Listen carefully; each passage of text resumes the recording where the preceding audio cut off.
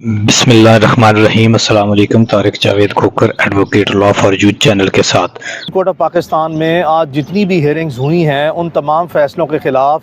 जो कि Lahore high court के फुल बेंच ने दिए हैं, डिफरेंट पार्ट्स ऑफ कंट्रीज़ के जितने कॉन्स्टिट्यूशनल बेंचेस ने वो पटिशन्स को डिसमिस किया, वो सारी सुप्रीम कोर्ट में अभी तक जो समानतें हुई हैं वो तमाम की तमाम जो हैं उन सबको सुप्रीम कोर्ट सेटिसाइड कर रही है। और इलेक्शन कमीशन की जितनी एडमिनिस्ट्रेटिव मैनिपुलेशंस थी, हेरा फेरियाँ थी, इस इलेक्टोरल प्रोसेस को डिफीट करने के लिए जितनी चीटिंग्स और मैनिपुलेशन की हैं वो सारी की सारी सुप्रीम कोर्ट के सामने एक्सपोज हो गई हैं। और सुप्रीम कोर्ट अब once and for all times to come उन तमाम चीटिंग्स पे, मैनिपुलेशंस पे one by one point of law को सेटल करते जा रहे हैं, जिसमें प्राइमरीली प्रोक्लेम ऑफेंडर के पॉइंट्स थे। सुप्रीम कोर्ट में अब तक डिफरेंट बेंचेस का जो व्यू आया है वो वन लाइनर है कि किसी भी प्रोक्लेम ऑफेंडर को कॉन्स्टिट्यूशन में किसी जगह नहीं लिखा कि इलेक्शन लड़ने से रोका जाए, और उनकी पिटिशंस अलाउ की हैं। इसी तरह प्रपोजर और सेकेंडर्स के जो इशू हैं उसको सुप्रीम कोर्ट सेटल कर रही है। आज हम शौकत बसरा साहब और सनम जावेद खान साहिबा के नॉमिनेशन पेपर की रिजेक्शन के अगेंस्ट सुप्रीम कोर्ट में जो लाहौर हाई कोर्ट के फुल बेंच के फैसले थे उसमें अपेयर हुए। ऑनरेबल बेंच ने जो प्रीलिमिनरी हेयरिंग की हैं और सबमिशंस अब तक ली हैं उसमें उनको सुनने के बाद इलेक्शन कमीशन को स्ट्रेट अवे टाइम दिया, नोटिस दिया, और इलेक्शन कमीशन की इस्तदा पे कि अब उसमें थोड़ा सा टाइम दे के इलेक्शन कमीशन से इंस्ट्रक्शंस ले लें उसको दोबारा हेयरिंग को रिज्यूम करने का 1:45 यानी कि तकरीबन 2 बजे जो है वो टाइम दिया है। उसमें one question of law primarily है कि किसी भी जो कैंडिडेट है उसको जब सेक्शन 60 सब सेक्शन 2B की रिक्वायरमेंट में कोई ऐसी रिक्वायरमेंट नहीं है जो कि बाद एक रूल 51 ऑफ इलेक्शन एक्ट की अमेंडमेंट के थ्रू जो रोल कभी नोटिफाई नहीं हुआ उसको बेस बना के जॉइंट अकाउंट, यानी कि किसी भी शख्स का कैंडिडेट को अपना इलेक्शन एक्सपेंस का एक्सक्लूसिव अकाउंट या एग्जिस्टिंग अकाउंट जो है वो डिक्लेयर करना होता है। तो यहाँ पे शौकत बसरा साहब ने और सनम जावेद साहिबा ने अपने जॉइंट अकाउंट्स, यानी कि शौकत बसरा साहब का फैमिली के साथ और सनम जावेद साहिबा का वालिद साहब के साथ जो है वो अकाउंट उन्होंने डिक्लेयर किया। तो ये एक लीगल प्रोपोजिशन है which is a case of first impression before the supreme court of Pakistan. इसी की फर्दर डिटेल हेयरिंग जो है वो अब 2 o'clock जो है वो सुप्रीम कोर्ट ने रखी है, और हम इंशाल्लाह इंतहाई अच्छी जो अभी तक प्रीलिमिनरी सबमिशंस दी हैं या जो प्रीलिमिनरी ऑब्जर्वेशंस है सुप्रीम कोर्ट की उससे इंतहाई मुतमईन है, और बहुत अच्छे की उम्मीद जो है वो इंशाल्लाह हम तवक्को कर सकते हैं 2 बजे हेयरिंग के बाद। सुप्रीम कोर्ट ऑफ पाकिस्तान में इलेक्शन कमीशन का रिपीटेडली मौक़िफ़ ये रहा है कि जी बहुत हम टाइट जो है वो स्केड्यूल के मुताबिक चीज़ों में आगे बढ़ रहे हैं। एक तरफ हमने देखा कि चंद ऐसे उम्मीदवारान हैं जिस पे सारा का सारा इलेक्शन कमीशन का जोर है, तो इस हालात में जो कंडक्ट रहा है इलेक्शन कमीशन का थ्रू आउट एज इसने इलेक्शन कमीशन की जो सेंक्टिटी है पाकिस्तान में बतौर आज़ाद इदारा की जो क्रेडिबिलिटी है उसको बिल्कुल for all times to come जो है वो ख़त्म कर दिया, और इलेक्शन कमीशन जैसे इदारों को अपनी साख बहाल करते हुए अब कई साल जो है वो लग जाएंगे। कई इलेक्शन 5-6 इलेक्शन जो है पाकिस्तान में मजीद होंगे, और अगर इलेक्शन कमीशन ने अपना किबला दुरुस्त रखा, आज़ादी और खुद मुख्तारी से अपने फैसले किए, तो ही किसी वक्त जाके इसकी जो डैमेज रेपुटेशन है वो डिटीरियरेटेड रेपुटेशन है और इस हद तक डैमेज हो गई है कि उसको रीस्टोर करने में they would require a lot of time. ऐसे हालात आ जाएं तो ये pre poll rigging, political engineering और किसी भी एक सियासी जमात को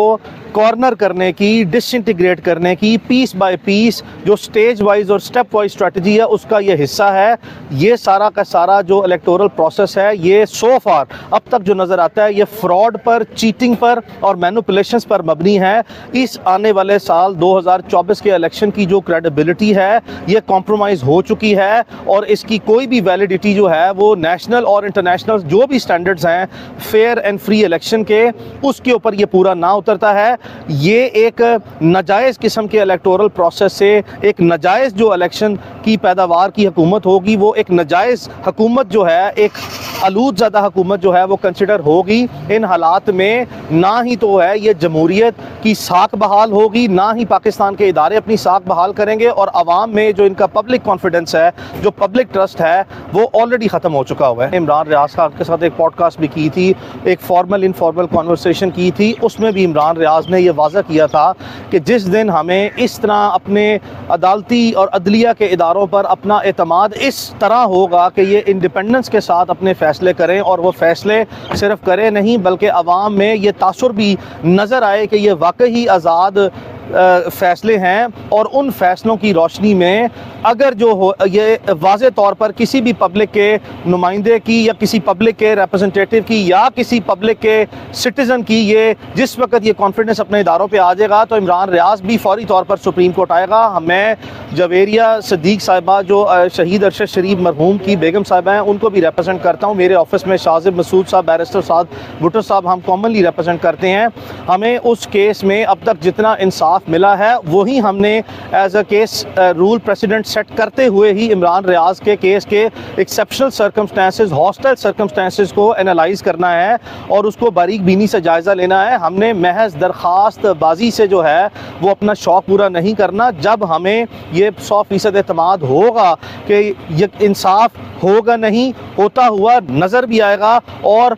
सिर्फ कमज़ोर नहीं बल्कि ताकतवर के ख़िलाफ़ भी इस मुल्क में फ़ैसले होना शुरू हो जाएंगे तो यकीनन जो है वो इमरान रियाज भी अदालत में आएंगे। अदरवाइज़ अगर हमसे हमारी लिटमस टेस्ट करके बोनाफाइडी लेनी है तो हम जब भी कोई मुअज़्ज़ज़ अदालत including the supreme court of Pakistan बुलाएगी, ऑब्वियसली हमने अदालत में ना कभी आज से पहले हक़ाइक़ छुपाए हैं और ना कभी छुपाएंगे। दूसरी बात इमरान रियाज के उम्रे की है। इमरान रियाज एक आज़ाद शहरी है, उस पर किसी किस्म की कोई गदगन नहीं है। उसका PNIL यानी कि provisional national identification list, passport control list, exit control list में नाम रखने की कोई वजह नहीं है। यही वो एडमिनिस्ट्रेटिव मेयर्स हैं जो कि आपको नज़र आते हैं कि किसी भी शहरी को आज़ादी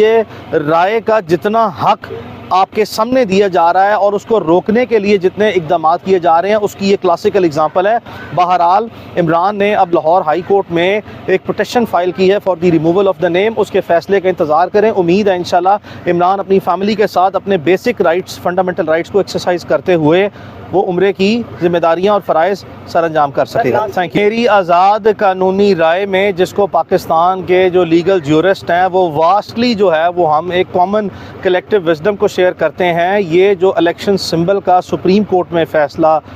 आया है ये पाकिस्तान की तारीख़ का मुतनाज़िया तरीन जो है वो फ़ैसलों में से एक गर्दाना जाएगा और इस फ़ैसले की रूह से जो तबाही, बर्बादी, जमहूरियत और इलेक्शन के जो प्रोसेस पे आई है इसके इंतहाई दूरस्त नताइज होंगे। ये एक it's in my opinion it is not a good president. मैं फ़ैसले पर जो है वो अपनी राय दे रहा हूँ। It is a bad precedent for the rest of the जजेस of or the supreme court or for the future judgments to follow such precedent because इसने जमहूरियत का, डेमोक्रेसी का और इलेक्टोरल प्रोसेस का कोई भला नहीं किया बल्कि हमें पिक एंड चूज़ की बेसिस पे, डिस्क्रिमिनेटरी बेसिस पे ये फ़ैसला जो है वो एग्जिस्टिंग सर्कमस्टेंसेस में नज़रिया ज़रूरत के तहत जो है वो होता नज़र आया है। कतई तौर पर भी ऐसा नहीं होना चाहिए था। पार्टी चाहे PTI हो, पार्टी चाहे PMLN हो, पार्टी चाहे PPP हो या मुल्क की दीगर जमातें हों, उनको जिस तरह आज सुप्रीम कोर्ट में आप रिपीटेडली जो है वो एक ऑब्जर्वेशन देख रहे हैं कि अवाम के मुंतखब नुमाइंदे जो हैं उनका चुनाव का जो इख्तियार है वो सिर्फ अवाम को दिया जाए तो टेक्निकलिटीज़ और लीगैलिटीज़ की बेसिस पे इस इतनी बड़ी सियासी जमात जो कि मुमकिना तौर पर मुल्क की सबसे बड़ी सियासी जमात है उसको टेक्निकल बेसिस पे नॉकआउट करना और तमाम की तमाम जो है उसकी पॉलिटिकल एक्टिविटीज़ और आने वाले इलेक्शन में उसके पॉलिटिकल कॉन्सिक्वेंसेस को जो डैमेज, डिटीरियरेशन और जो पैरालाइज किया गया इस जजमेंट के तहत, it is very unfortunate. This should not have been done in the first place. Thank you.